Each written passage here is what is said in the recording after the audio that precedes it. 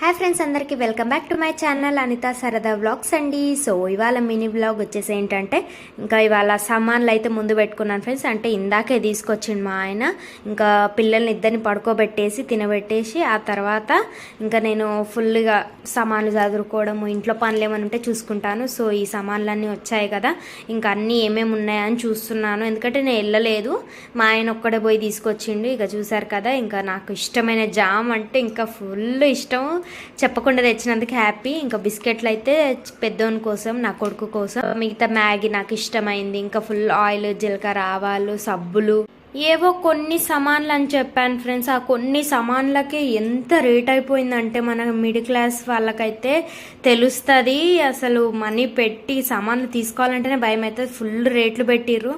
అది ఎందుకు అట్లా పెంచేసిరో అర్థం కావట్లేదు. ఒక్కొక్క సామాన్ మీద 100 రూపాయలు ఎక్కువనే పెంచాడు. నాలాగా ఎంతమంది ఇలా ఫీల్ అవుతున్నారో కమెంట్ చేయండి.